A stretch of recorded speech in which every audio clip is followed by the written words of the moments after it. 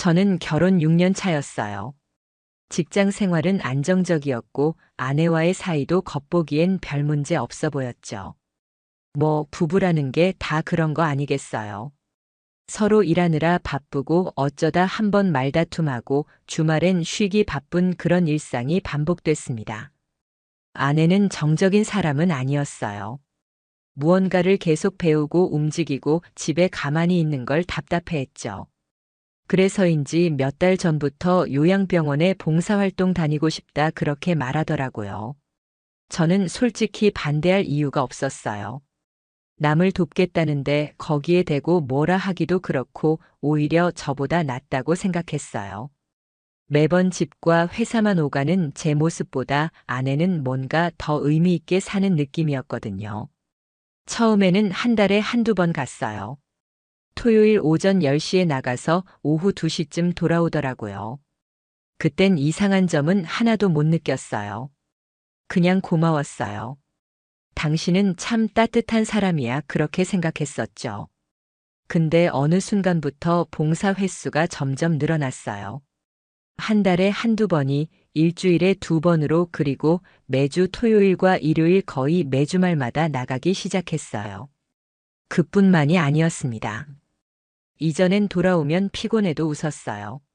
오늘 어떤 어르신이 손을 꼭 잡으시더라고 그 따뜻한 손 때문에 눈물 날 뻔했어. 그렇게 얘기하던 사람이 요즘은 집에 들어오면 휴대폰만 붙잡고 표정은 멍하니 딴 데 가 있는 것 같았어요. 무슨 일 있어? 어르신 중에 안 좋으신 분 계셔? 제가 물어도 대답은 늘 똑같았어요. 그냥 힘들어. 말 걸지 마 그때부터였어요. 제 머릿속에서 무언가 복잡하게 움직이기 시작한 건 주말이 다가오면 저는 묘한 긴장감이 생겼어요. 봉사 다녀오는 아내를 바라보는 제 눈빛도 이전과는 달라졌고 그녀는 점점 더 조심스럽게 행동했어요. 그렇게 몇 주가 흐른 어느 토요일 아내는 집을 나가면서 보통 입던 트레이닝복이 아니라 베이지색 블라우스에 진청 바지를 입고 있었어요. 그런데 그 블라우스 제가 선물해준 옷이 아니었습니다. 처음 보는 스타일이었어요. 가격대도 꽤 있어 보였고 무엇보다 그 옷은 주말 오전 요양병원에 갈 옷처럼 보이지 않았어요. 봉사 간다면서 왜 이렇게 차려입었어? 제가 웃으며 물었지만 아내는 당황한 듯 대답을 얼버무렸어요. 오늘은 외부 강사분이 온다고 해서 좀 깔끔하게 입으래. 그날 아내가 나간 뒤 저는 소파에 가만히 앉아 있었지만 머릿속은 너무 복잡했어요. 이게 무슨 느낌인지 말로 설명하긴 어려워요. 의심인지 불안인지 아니면 그냥 남편으로서의 감일지하지만 그날 저는 뭔가 정리가 안 되는 찝찝함 속에서 결심을 했습니다. 다음 주말 따라가 보기로요. 그 주 금요일 저는 일 끝나고 곧장 차 안에서 준비를 시작했어요. 블랙박스 저장 공간 정리도 했고 아내가 토요일마다 주차하던 구간도 체크했어요. 말 그대로 작정하고 추적을 준비한 거였죠. 토요일 아침 아내는 평소처럼 일어났고 커피 한 잔 마신 후 옷을 갈아입고 화장까지 했어요. 그 모습이 어딘가 이상하게 느껴졌어요. 그녀는 봉사를 간다기보다 누군가와 약속을 잡은 사람 같았어요. 차 조심해. 오늘 길 많이 막힐지도 모르니까. 제가 그렇게 말했더니 아내는 살짝 웃더라고요. 그 미소가 너무 얄밉게 느껴졌어요. 아내가 나가고 10분 뒤 저도 조용히 집을 나섰어요. 혹시나 따라가는 걸 들킬까봐 제가 탄 차는 친구한테 빌린 거였고 번호판도 다르니까 눈치채긴 어려울 거라고 생각했어요. 요양병원 앞 도로에서 저는 살짝 떨어진 커피숍 주차장에 차를 대고 쌍안경을 꺼냈어요. 이게 영화에서나 보던 장면 같았지만 그땐 정말 제정신 아니었습니다. 30분 정도 지났을까요? 낯익은 차량 하나가 요양병원 주차장에 들어왔어요. 그 차에서 아내가 내렸고 조수석 문이 열리더니 덩치가 크고 말끔하게 정장 차림을 한 남자가 따라 내리더라고요. 아내는 그 남자와 나란히 걸었고 요양병원 후문 쪽으로 둘이 사라졌습니다. 같이 봉사하는 사람인가? 순간 그렇게 생각할 수도 있었어요. 하지만 그 둘의 거리는 단순한 동료 이상의 뭔가가 있었어요. 팔이 닿을 듯 말 듯 걸을 때 발걸음 맞춰가는 속도, 무심하게 허리춤을 스치는 그 남자의 손짓, 그건 절대 우연이 아니었어요. 저는 블랙박스 어플을 켜고 그 장면을 녹화하기 시작했어요. 하지만 그보다 더 충격적인 건 30분 후에 벌어졌습니다. 요양병원 옆 건물 비워진 오피스텔 2층 그곳에 불이 켜졌고 블라인드 틈 사이로 아내와 그 남자가 나란히 있는 게 보였어요. 거긴 봉사하는 공간이 아니었어요. 그냥 비어있는 모델하우스 사무실 같은 구조였고 거기서 둘은 마치 오래 알고 지낸 사람처럼 너무 자연스럽게 앉아서 이야기를 나누고 있는 것 같았어요. 제가 뭘 본 건지 그땐 감정이랑 판단이 따로 놀았어요. 이게 현실인가 싶었어요. 1시간쯤 지났을 때 둘은 나란히 나왔고 다시 아내의 차에 타더니 그 남자를 요양병원 반대편 정류장 근처에 내려줬어요. 그 순간 그 남자는 아내 창문 쪽으로 고개를 숙였고 아내는 고개를 살짝 끄덕이더라고요. 거기서 확신했어요. 이건 그냥 봉사가 아니라고요. 그날 저녁 아내는 평소처럼 돌아왔고 냉장고 문을 열고 음료를 꺼내더니 피곤한 얼굴로 소파에 앉았어요. 오늘은 어땠어? 제가 물었더니 오늘은 어르신 상태 안 좋으셔서 많이 힘들었어. 그렇게 말하더라고요. 그 순간 제 손이 떨렸어요. 말도 안 되는 감정이 쏟아져 나오려는 걸 간신히 삼켰어요. 그녀가 저를 속이고 있는 게 이제는 분명해졌고 그걸 저는 제 두 눈으로 확인했어요. 하지만 그 남자가 누구인지, 왜 함께 있는지 그 이유까지는 아직 알지 못했어요. 그리고 그게 더 미치게 만들었습니다.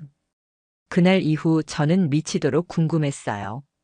그 남자는 누구인지, 도대체 어떤 연으로 아내와 저토록 자연스럽게 엮인 건지 머릿속에선 온갖 추측이 꼬리에 꼬리를 물었어요. 옛 연인인가, 회사 사람인가, 아니면 정말 요양병원에서 만난 인연인가. 근데 그것치곤 그 분위기가 너무 익숙하고 너무 부드러웠어요. 설명이 안 되는 호흡 같은 게 있었어요. 그렇게 며칠을 밤잠 설쳐가며 고민하던 중 저는 우연히 아내의 지갑에서 요양병원 출입카드를 보게 됐어요. 그리고 뒷면에 적힌 담당자 이름난 작게 쓰인 글씨 하나가 제 가슴을 덜컥 내려앉게 만들었어요. 김영수 팀장. 저는 당장 포털 사이트에 병원 이름과 함께 김영수를 검색했어요. 놀랍게도 병원 홈페이지에 의료지원 행정팀장으로 김영수라는 이름이 올라와 있었고 얼굴도 그대로 있었어요. 그 남자였어요. 그날 아내와 함께 나왔던 바로 그 사람. 그 남자의 양력을 보니 이전에는 수도권 유명 병원에서 근무했고 최근에 이 지역으로 발령을 왔다고 적혀 있었어요. 그리고 장기 해외 체류 중인 가족과 떨어져 지내며 병원 업무에만 전념 중이라는 사실도 그의 SNS를 통해서 알게 되었어요. 그 순간 저는 숨이 막혔습니다. 이 남자 기러기 아빠였던 거예요. 아내와 친해질 구실은 충분했죠. 이혼남도 아니고 유부남도 아닌 떨어져 있는 남편, 서로 불쌍한 처지라고 공감할 수 있는 가장 위험한 조건을 갖춘 사람이었어요. 저는 그날부터 아내를 직접적으로 캐묻지 않았어요. 오히려 평소보다 더 다정하게 행동했어요. 그래야 의심을 안 할 테니까요. 그 사이 저는 조심스럽게 조사를 시작했어요. 김영수라는 남자의 차량 번호를 기억해 주변 주차장 블랙박스 업체에 문의하고 그 병원 인근에 있는 오피스텔 임대 기록도 확인했어요. 그 과정에서 믿기 힘든 사실이 하나 더 나왔어요. 아내 명의로 그 오피스텔 건물 근처 편의점의 멤버십 사용 내역이 자주 찍혀 있었던 거예요. 치약, 물티슈, 간편식, 컵라면, 그런 소소한 물건들. 하지만 그 시간대가 전부 토요일 오후 3시 전후였고 장소도 병원과 오피스텔 사이에 있는 딱 하나의 편의점. 그날 쓴 영수증 내역도 카드사 어플에서 확인했을 때 전부 같은 물건, 같은 시간, 같은 장소, 이쯤 되면 안 봐도 알겠더라고요.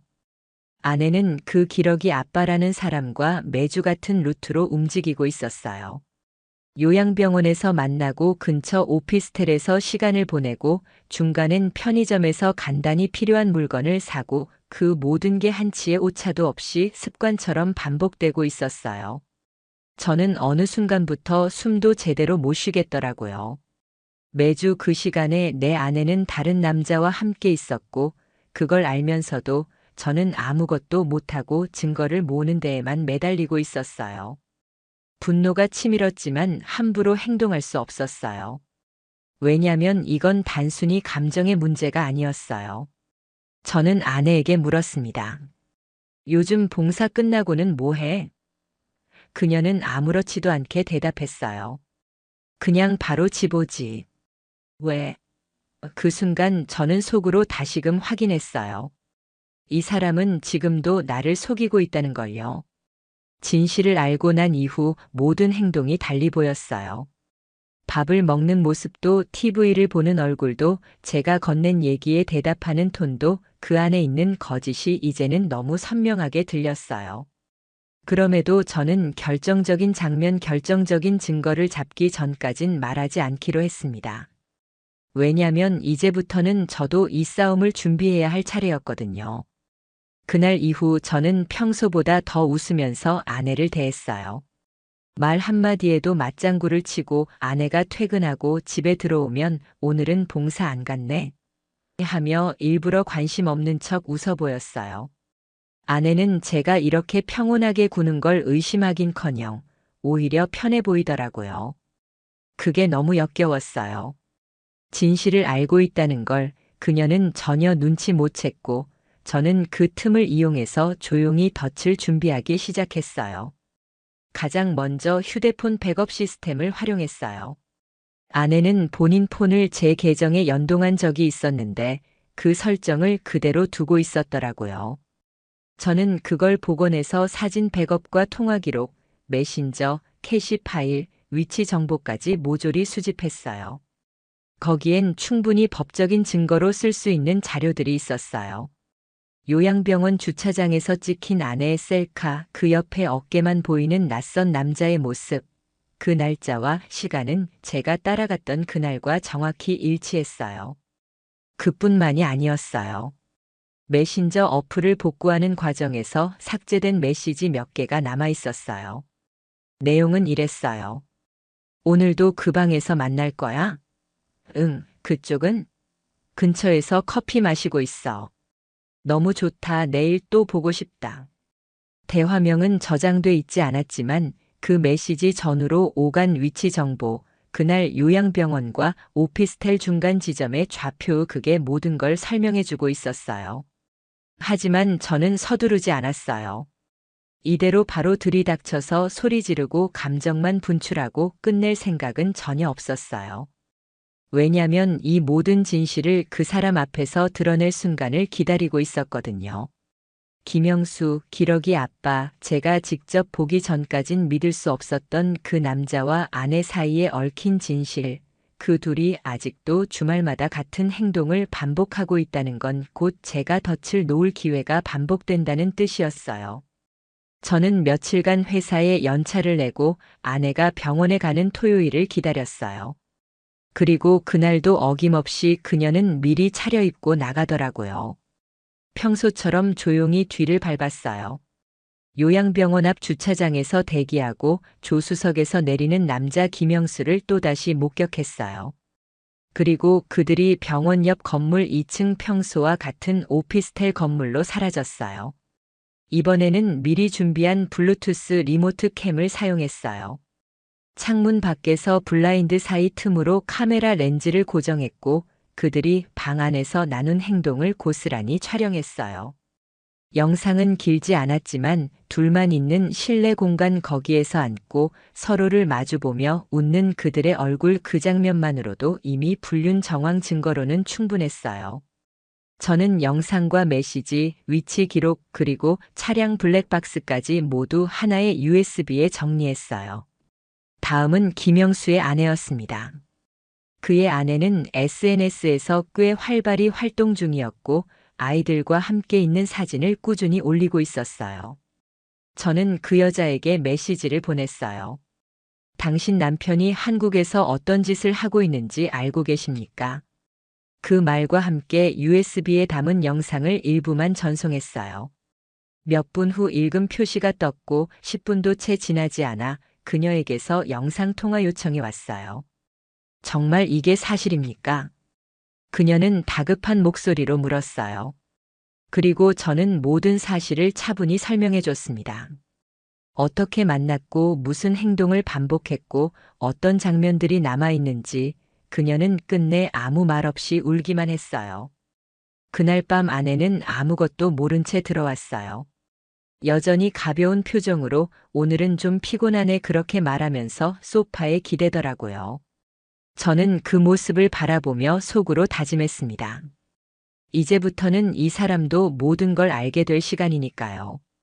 저는 그날 밤 아내에게 아무 말 없이 USB 하나를 건넸어요. 이거 내일 아침에 꼭 봐. 그 말만 남기고 방에 들어갔습니다. 그날 밤 저는 잠들지 못했어요. 이 집에서 마지막으로 자는 밤이 될 수도 있다는 생각에 이불 속에서도 가슴이 뛰고 손끝이 저려왔어요. 다음 날 아침 아내는 식탁에 앉아 있었고 그 앞엔 USB가 꽂힌 노트북이 열려 있었어요. 영상이 재생된 흔적이 있었고 화면에는 정지된 채 김영수와 아내가 나란히 서 있는 장면이 멈춰 있었어요. 아내는 말없이 고개를 숙인 채 앉아 있었어요. 하고 싶은 말 없어? 제가 조용히 물었어요. 그녀는 입을 열지 않았어요. 말 대신 한숨을 내쉬었고 그 순간 저는 알았어요. 이 사람은 변명할 생각조차 없다는 걸요. 그 침묵 속에서 저는 다시 입을 열었습니다. 너 내가 다 모를 거라 생각했지. 주말마다 봉사 간다는 그 거짓말 내가 얼마나 바보처럼 믿었는지 알아? 아내는 고개를 들지도 않았고 저는 더는 말하지 않았어요. 그날 오후 김영수의 아내에게서 연락이 왔어요. 법적으로 대응하겠습니다. 증거 공유 부탁드립니다. 저는 기꺼이 도왔습니다. 같은 상처를 가진 사람에게 제가 할 수 있는 최소한의 예의라고 생각했어요. 며칠 뒤 아내는 말없이 짐을 챙겼어요. 이혼 서류에 도장을 찍기는 했지만 미안하다는 말도 설명도 없었어요. 그녀는 끝까지 아무 말도 하지 않았습니다. 그게 오히려 더 비겁해 보였어요. 이혼은 조용히 정리됐고 아내와는 그 뒤로 연락을 하지 않았어요. 몇 달이 지난 지금 가끔 그 병원 앞을 지나갈 일이 생기면 괜히 시선이 그쪽으로 향해요. 혹시나 하는 생각이 아직도 마음속 어딘가에 남아있는 거겠죠. 하지만 이젠 확신할 수 있어요. 사람은 순간의 외로움을 이유로 끝없는 거짓을 만들어내는 존재라는 걸요. 그 거짓은 결국 자기 자신을 파괴하는 칼날이 된다는 걸 그녀는 평생 잊지 못할 겁니다. 그리고 저는 더는 속지 않을 겁니다. 어떤 따뜻한 말에도 어떤 그럴듯한 행동에도 그 안에 숨은 진짜를 제가 직접 겪어봤으니까요.